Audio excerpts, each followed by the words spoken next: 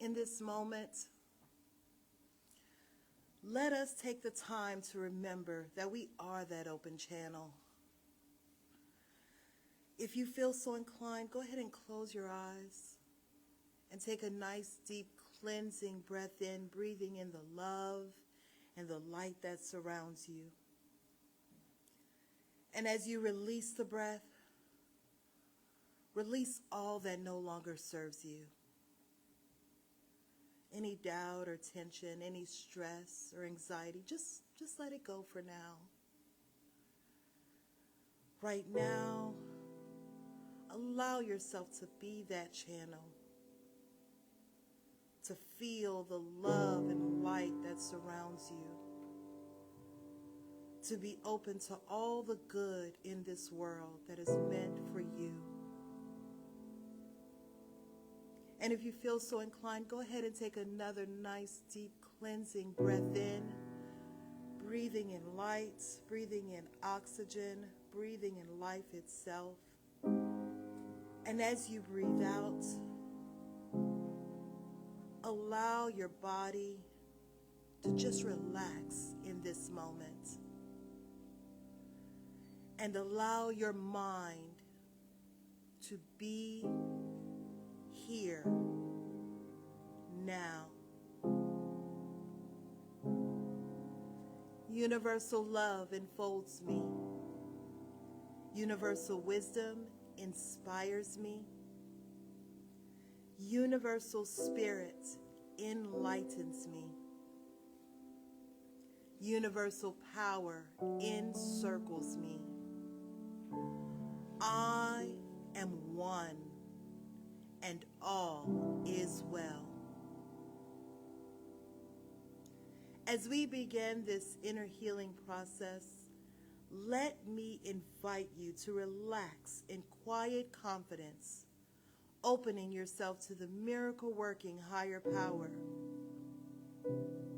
Now symbolize the unity of your thinking and feeling nature by touching your chest with your hand, and let my words act as your own for your own inner healing, acceptance, and receptivity. I acknowledge that there is a power, intelligence, and wisdom greater than my own.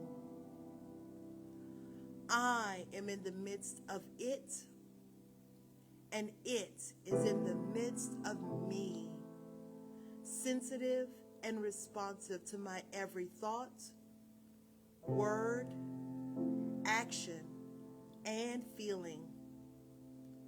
I now make this true for myself by saying aloud, I acknowledge. Acknowledging this higher power working through my life, I admit that I am personally responsible for solving my own problems while being guided and assisted by something greater than myself. As I am ready to surrender the conflicts of my ego to the wisdom of this infinite presence, I simply speak these words: I surrender. Knowing that forgiveness is the key to unconditional love and the feeling of heaven, I now unconditionally forgive anyone and everyone who has ever injured me in any way, real or imagined. And I now forgive myself for all of my mistaken judgments and their resulting actions. From my deepest level of understanding, I now say, I forgive. Realizing that I continually experience the effects of my own thinking, I now choose to allow this higher power to recreate me deeply. filling my mind with thoughts that are only positive, constructive, loving, and beautiful. I call upon this divine inflow by stating aloud, I choose. I now center upon that one special idea that I'm willing to accept as real for me in this coming week. Visualizing that idea as already acted upon and brought to pass. In seeing my idea become a fact of my experience, I enjoy the happiness and peace of my thought fulfilled and gratefully speak these words. I accept. Knowing that I have an everlasting place in the midst of the power that sustains all creation, as well as the support of all those around me, I allow myself to relax in the peace of fulfillment and gratitude and say, I release. Now, in my mind's eye, I envision the presence of someone near and dear to me. This can be a friend, a family member, a teacher or mentor, someone who has touched my life in deep and loving ways. Someone who may not be physically present in the room with me this morning. I turn toward that image in my mind's eye and say, I'm grateful for the good in your life. Now I open my eyes, turn to the world around me, and joyfully speak to anyone physically present in the room or virtually on this broadcast, and share in confidence and gratitude in saying, I'm grateful for the good in your lives. It's going to drop 40 degrees, the temperature tonight. And that's something that's going to feel like Christmas tomorrow. We're in the last stages of a series, actually the very conclusion. You got in on the very tail end of this thing, a series on mysticism. And if you'd like to know what else was said, it's on our YouTube channel. It's still on our Facebook page. We have CDs of it and so on. But it's drawn largely from the works of Evelyn Underhill, who was an English mystical writer, whose work, Practical Mysticism, published in 1915, forms most of the basis of what I've been giving you this month. Also a little bit out of the Golden Sequence from about 20 years later. Practical Mysticism is more general, it's more basic, and I thought, let's go with that. She's a remarkable writer. I love the way she puts words together. I was talking with somebody the other day about AI. Somebody said, make your life easier, use artificial intelligence. I thought, I'd rather use actual intelligence. I don't know. It's just, you have words, you like to put them together, and that's part of the fun of it. It's not just churning out copy. So her contention is, this is a review today with a little bit more added, her contention is that there is such a thing as the primacy of non-physical reality. Everything that exists in form comes out of the formless and eventually makes its way back to the formless. Therefore, bracketing our experience of form is an unformed field where real causation happens. That's where the real action is. And then stuff emerges, like the tip of the iceberg, you might say. Things emerge into form, and we remark on them, and we delight in them, and then they submerge again back into the formless. And so we've been trained, you and I, to think a lot of things that are, shall we say, inaccurate about the creative process. And one of them is that when something's in form, it's at its peak. It's at its greatest degree of energy. Yet what it is ripening, maturing, and preparing to dwindle, preparing to make its way back out of form. This includes the chair you're sitting in, the floor it's sitting on, the earth we're riding on, and everything that has achieved any kind of physical presence in the world. It's on its way, it came in, and it's on its way back out. We are terrified, she tells us, Ms. Underhill, of what lies before and after. We're terrified of the unknown. Now, this is a problem. We're terrified of the unknown. You and I are in a spiritual practice that's about creating greater good than we've had before. You know what? That greater good is unknown. Everything that we trust came out of the unknown and the unseen. Everything that we love came out of the unknown and the unseen. And yet we still fear the unknown and the unseen. Like, oh God, what's it going to give up to me now? Why not imagine that it's something delightful? Why not imagine that it's something worthy of your time and your attention? But that takes retraining. It takes unlearning some things and realizing that much of the material that we got that's incorrect is not only incorrect, but it's absolutely backward. It's precisely reversed. The idea of what is important and where it comes from and how it's generated and where we should give our attention. So we're learning new techniques and we're learning new models, and she takes us back to the ground floor of this. Why do you want what you want? She says, so much of what we do in life is about egocentric gratification. Does that ring any kind of a bell?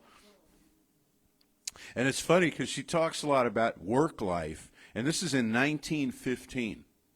She talks about the stresses people have and the need to make money and the need to succeed and compete and win. And it sounds like more recent times. It sounds like really any time. It tells you this has been going on forever, as long as there's been any kind of an economic system where somebody could improve themselves in it. And she says, so we place all this value on things and on status and on what other people think of us. And we try to win that, and when we do, if we're successful at that, we're still not happy. Why? Because that's not where our good ultimately comes from. She anticipates Ernest Holmes and many of the 20th century New Thought writers with her emphasis on feeling. We want to feel differently about ourselves. We want to feel differently about life. It's not about the accumulation of stuff or even the arrival of people in our lives and the vast circle of friends that we have, but we want to feel like we're at home in the universe. We want to feel like we're empowered in some way.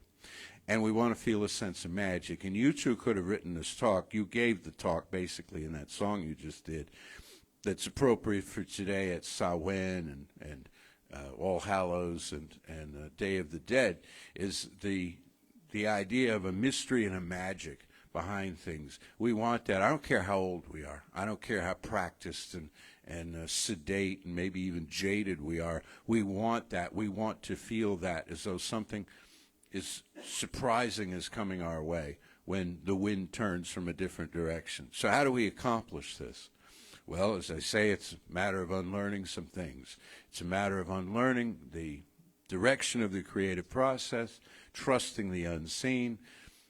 And she gives the example, she says, two people walking down a road, and she calls them eyes and no eyes. E-Y-E-S, eyes and no eyes. Speaking metaphorically. Two people walking down a road. She says, first, here's no eyes.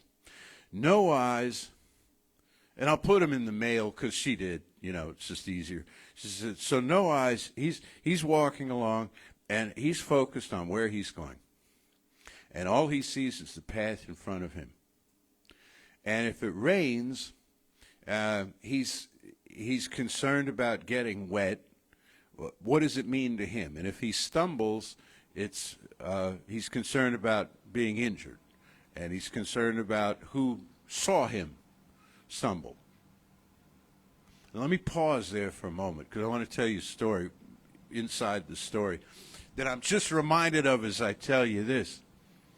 There was, when we used to meet upstairs in the other building 25, 30, 35 years ago, there was this little kid. Everybody had to walk up the stairs, to get to the service, and there was this little kid, and at the top step coming up the stairs, he tripped, and thank God, fell forward on his face on the carpet, at the there on the landing, on the floor, and let out a scream, and everybody came running, and his parents.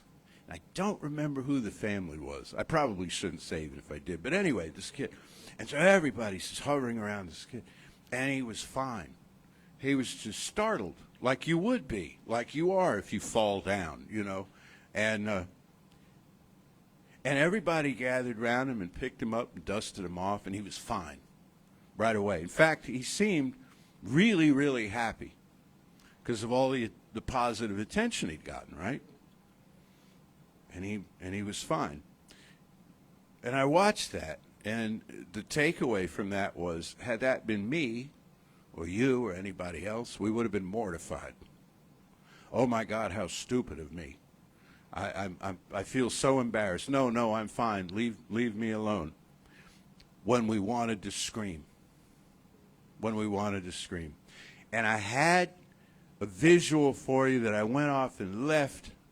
Some of you seen it before because we brought it out during the pandemic, and I'll try to bring it next week. It's a scream machine. You remember this, Danielle? They had this ad for this thing. It's a little goat. It's a little goat on a little bass. And you just squeeze the bass and the thing goes, ah! It screams. And you can use this. And we did, to let out a little, let the stress go, let the pressure go. So to come back to the story of eyes and no eyes, she says no eyes is concerned about how do I look, what do other people think, where are we going, are we there yet, are we there yet, are we there yet? Okay?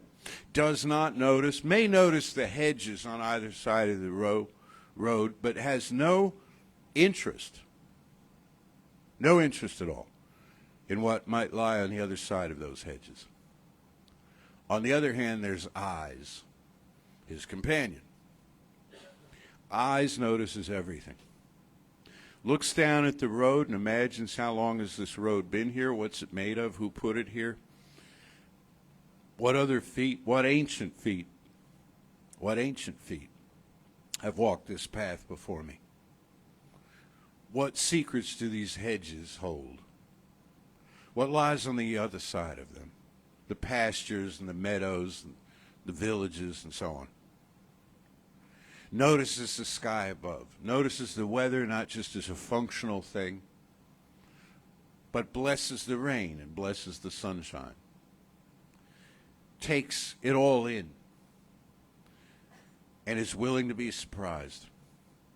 Realizes there's a destination to come, but is not picky, is not judgmental about how long it takes to get there or what the place is going to look like when you do.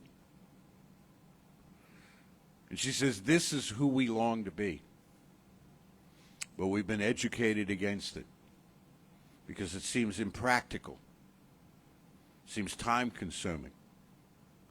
Remember when you were a little kid and somebody said, stop that dawdling, right? I've often wondered, like you're sitting there in arithmetic class, and not paying particularly close attention to the lesson because you're looking out the window into the heart of the universe when a hand slaps down on your desk. Look at the sums. That's what we used to call them. Look at the sums on the board. Because this is important. You're going to need this. You're going to need this. I sat through algebra class. I'm almost 70. I've never needed algebra. Not one time. Not one time. But what I have needed is a window to look out into the heart of the universe, into the speculative field of what could be, of what could be yet to come. So what she suggests is a disinterested view of the universe, and that may surprise you to hear that because the this came to me, 3 different pieces of writing this week from 3 different completely unrelated sources brought up disinterestedness. It's not a word I think of much, is it? But it's an explanation for the neutrality of spirit.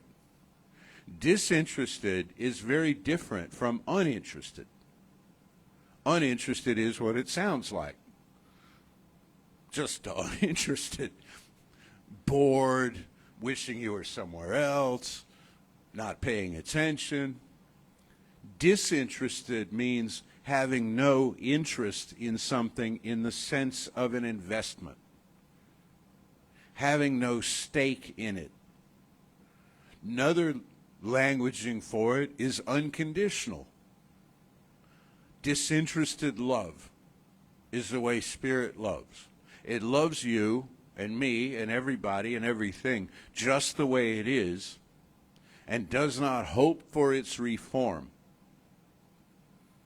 does not wish for its improvement. Nothing is contingent here. It's all just the way you are. And if you choose to improve or grow or change or do whatever, that's entirely up to you. And the source that made you has no position on that. And if you're a thoroughly rotten person, you're generating results that are going to confirm that and remind you of that in a probably a pretty abrupt kind of way at some point. And if you're a wonderful, magnanimous person who loves everybody and thinks the best of the world, that's going to come back to you too. And this is not being controlled by some external entity that's pushing buttons and handing out rewards and punishments.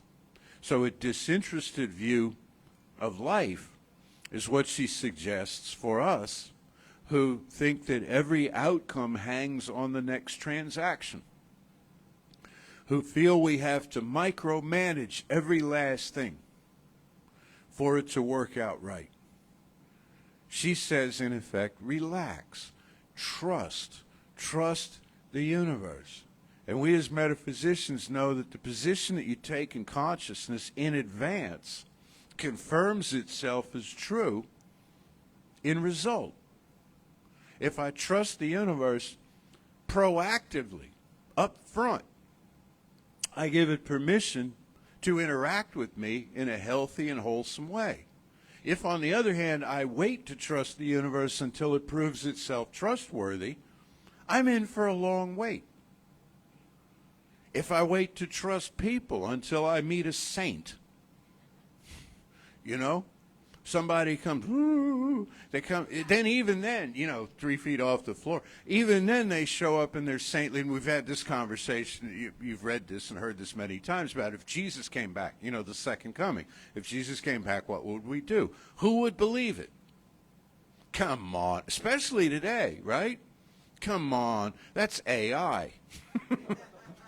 Right? That's photoshopped. Those wings on that angel, that's bogus, So we have this skepticism and all, and we try to, and then it's like our hearts are breaking inside that. So what we're asked to do is trust. What are we trusting? We're trusting the primacy of non-physical reality. We're trusting that something is coming into expression through us easily, even sometimes effortlessly. And we're learning to not only not fear the unknown, but to embrace it. Not fearing something, you can't really not do something, In terms of the creative process, you try to not do it, you find you're sort of doing it. You're kind of like, don't think about elephants, that sort of thing, and it kind of starts calling your name and starts drawing you in. At best, you have a void, you have an absence, and we know that spirit doesn't work through absence. Emerson said that God or the universe abhors a vacuum. Well, it doesn't really abhor it. It doesn't stand, I don't think, it doesn't stand there like hating that vacuum. It just fills it. It just fills it. It says, this is unacceptable that there's a vacuum here. It just fills it. So if you say, I'm not going to do something, You're creating a vacuum, and all sorts of things can rush into that. What you want to try to do is take a positive stance of all right, if we're not going to do this, what are we going to do? What are we going to do? So if I'm not going to fear the unknown, if I'm not going to recoil from the idea of a magical estate, then I need to embrace it. And Evelyn Underhill says that we rush out. We remember a time when we rushed out to meet something, and we didn't care who was looking. We didn't care the cost. We rushed out to meet something in our exuberance and our joy. Often this was in childhood, but it's other times as well, since when we felt compelled to create something, to do something. I have to do that. I must read that or study that, or I must talk to this person or listen to this person. I must know. I must know more about myself in some way. And so we've rushed out, and we felt drawn to something that was surprising to us, astonishing to us. And she said, work with that. Build on that. Build on that idea of embracing the unknown. And say to it, bring it on. Bring it on. Because we never know where our good is coming from. I've shared with you before, a spiritual teacher was asked by a student at one point, he said, all right, spiritual teacher, who knows all and tells all, where is my good coming from? And the spiritual teacher replied, it's coming from wherever it is now. Your job is not it's not like Santa Claus at Christmas where NORAD has the thing. You've seen this where right now he's over North Dakota. It's not how it works. It's coming out of what the ancients called the ethers. It's coming out of the mystery, the great mystery. The magic and the mystery are the same as the presence and the principle.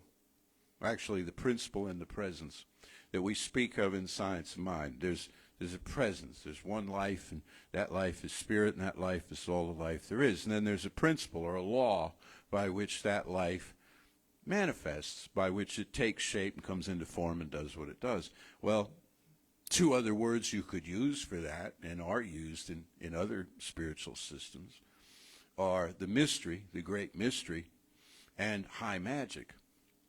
The great mystery is what it sounds like it is. It's that one life. It's intangible in its nature. Nobody's ever seen it as such. It doesn't have a name embroidered on its shirt or anything. It's present. It's ubiquitous, but it's non-physical in its primal essence. And so we may discount it.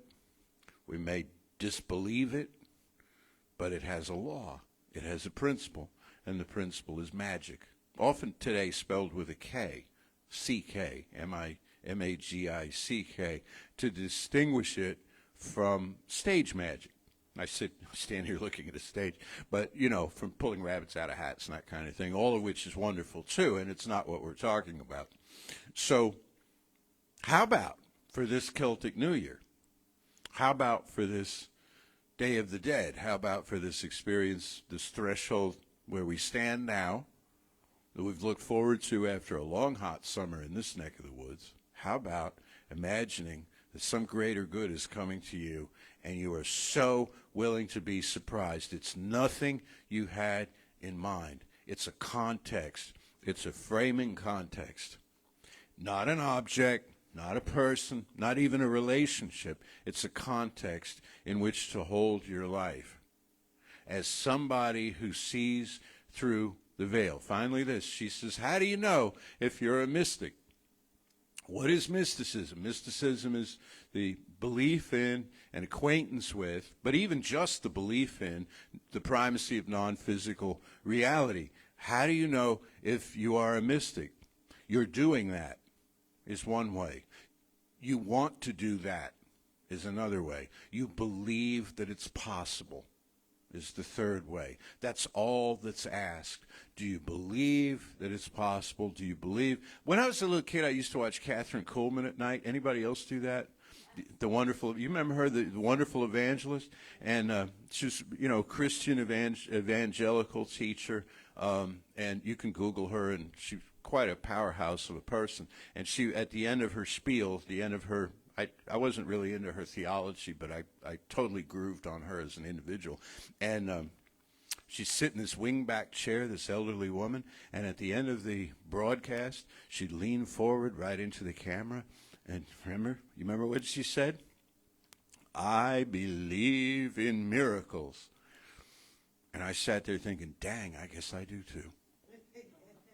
Sold me on it, So are we willing to believe in belief?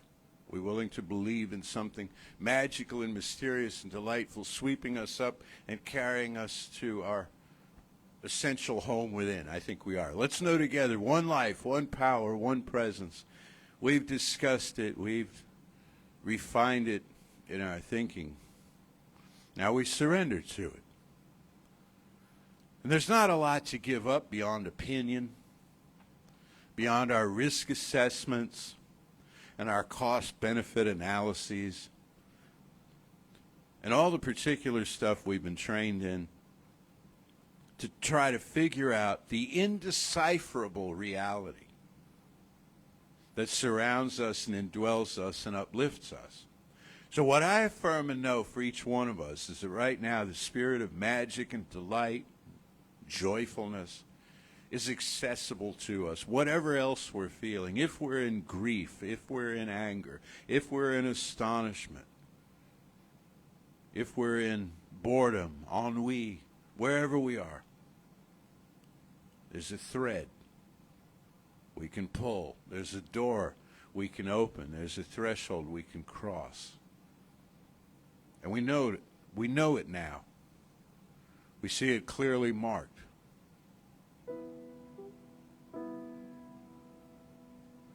That's all that's asked of us, is just to show up in life. And the rest we do for our own benefit and the benefit of all the godlings with whom we share this world. I am so grateful for these wonderful teachers like Evelyn Underhill. So grateful for all of these wonderful reminders that come through the people that we encounter, like Catherine Kuhlman and one another here. So grateful for this gift of life, this spirit of magic, this time of the year. For this knowing, for the rich good that emerges in the life of everyone listening, I say thank you, infinite presence of life, Mother, Father, God. And I let it be so, and so it is. So as we come up to giving time, just say with me now, divine love, through me, blesses and multiplies all the good I am and have, all the good I give and receive. I am prosperous now, and so it is. Well, as we come to the end of our service today, the song there by Eminem and G is really summing up our whole philosophy, which is, it's done unto you as you believe, which is exactly what Jesus was preaching. The Science of Man magazine, which has been published for almost 100 years, every month has got daily guides in there. And this month's daily guides are actually being produced by Reverend Dr. Jesse Jennings, our senior minister. And for today, he had a quote from Lin Yulang, who was a Chinese philosopher who wrote in English and Chinese in the 20th century. And he says, hope is like a road in the country. There was never a road, but when many people walk in it, the road comes into existence. So in other words, when we're in community, we are much stronger together. And because we're all interconnected, that's why the road comes into existence.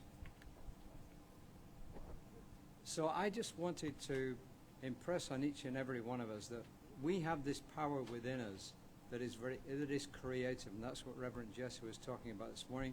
That's what Evelyn Underhill was saying. And that when we come together like this, whether we're in person here or online, that bond is strengthened and it becomes unbreakable. And we can produce things in this life which are beneficial to ourselves and to the whole human race. And the way that we pray is called spiritual mind treatment or affirmative prayer.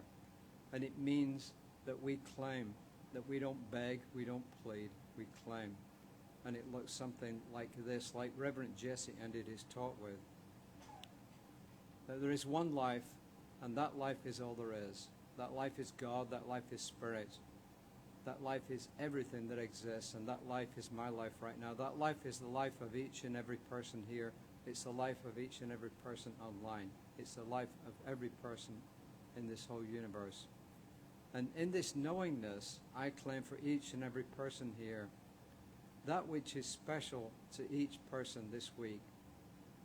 And I'm knowing that each person here, as they bring together that one special idea for them this week, I'm knowing that it is coming to pass. It is coming to fulfillment.